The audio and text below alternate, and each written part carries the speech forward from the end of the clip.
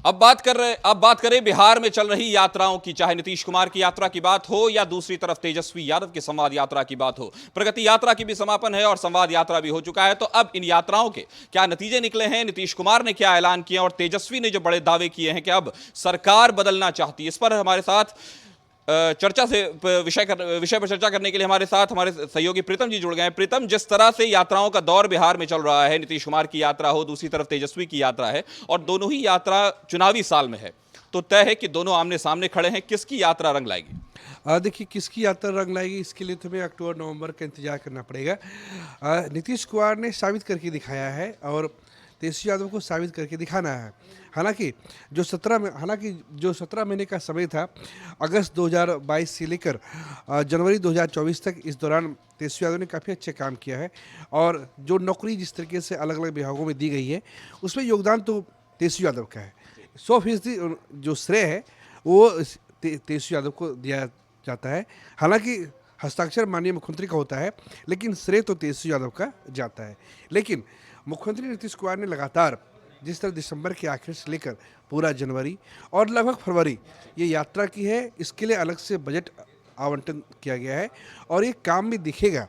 आज हम जैसे दनियावा में थे, वहाँ पे 760 लाख की लागत से स्वास्थ्य भवन की नई इमारत बनाई गई है और बहुत ही शानदार तरीके से उसे बनाया गया है।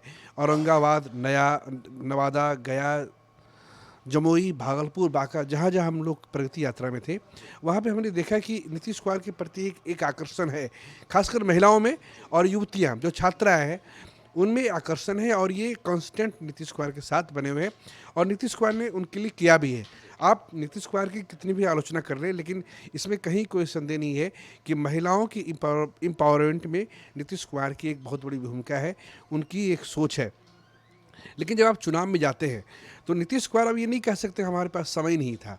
2005 से 2025 पूरा 20 साल, 2 दशक हो गए, एक पीढ़ी जवान हो गई। जो जवान थे वो अधेड़ हो गए। तो नीतीश कुमार के पास एक बहुत बड़ा समय था करने के लिए। 2020 का जो चुनाव था वो तेजस्वी यादव के लिए बहुत बड़ा टर्निंग पॉइंट था। लगभग 12,000 मतों से ही महागठबंधन और एनडीए गठबंधन के बीच दूरी रही थी। लेकिन इस बार तेजस्वी यादव के सामने चुनौती इसलिए ज़्यादा है क्योंकि पूरा, चाहे मांझी हो, कुशवाहा हो और चिराग पासवान पूरी तन्मयता के साथ और भाजपा। एक सवाल प्रीतम इससे ये उठता है, क्या ये इस बार का चुनाव एनडीए बनाम इंडिया है या तेजस्वी बनाम नीतीश है? नहीं, हमें लगता है कि ये महागठबंधन बनाम इंडिया बनाम एनडीए गठबंधन होगा। तेजस्वी यादव को साबित करना है, क्योंकि जिस तरीके से उनकी पार्टी की कुछ ड्रॉबैक है, उससे बिहार में अभी भी एक तरीके से क्योटिक माहौल हो जाता है। जो एनडीए के नेता जो 2005 से पहले की बातों को उठाते हैं तो लोगों को लगने लगता है कि हो सकता है कि उसके जवाब में तेजस्वी भी क्राइम का ग्राफ दिखाते हैं। क्राइम का ग्राफ तो हर जगह है। क्राइम ऐसा नहीं कि क्राइम नहीं है, लेकिन सरकार उसके खिलाफ एक्शन करती है। अभी जो जिस तरीके की घटना झाझा में हुई है, वो मामूली घटना नहीं घटी है। झाझा में जिस तरीके से अखिल भारतीय विद्यार्थी परिषद और को हिंदू स्वाभिमान संगठन के लोगों ने जिस तरीके से मस्जिद के सामने आपत्तिजनक नारे लगाए हैं, वो किसी भी तरीके से ये उचित नहीं कहा जा सकता। और नीतीश कुमार की यूएसपी है, ना उन्होंने संप्रदायवाद से कोई समझौता किया, यानी जिसका आरोप भाजपा पे लगता है, ना उन्होंने जातिवादी समझौता किया जिसका आरोप आरजेडी पे लगता है। लेकिन जो झाझा की घटना घटी है वो नीतीश कुमार के लिए एक कहीं न कहीं अनकंफर्टेबल पॉलिटिक्स है।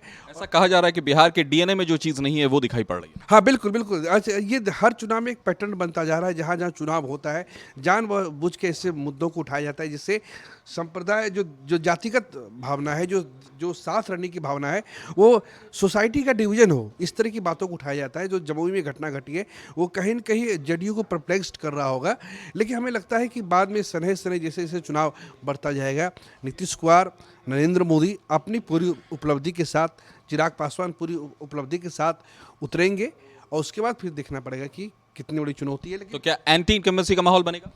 एंटी इनकम्बेंसी, देखिए, भाजपा की जब बात करते हैं तो भाजपा के राज्य में हमने पिछले 2014 से 2024 तक का जो पैटर्न रहा है, भाजपा के लिए एंटी इनकम्बेंसी कोई चीज़ नहीं होती है। बल्कि भाजपा जहाँ पे रही है वो लगातार सत्ता में काबिज रही है। कुछ, हाँ, नई जगहों पे आ रही है। तो भाजपा के पास एक 35% के आसपास उसका एक डेडिकेटेड वोट बैंक है, चाहे प्याज 200 रुपये किलो मिले, वोट भाजपा को जाएगा, नौकरी मिले ना मिले, वोट भाजपा को जाएगा। तो 35% वोट जो है भाजपा के स्थिर है, उससे भाजपा को सोचना नहीं है। जी, तो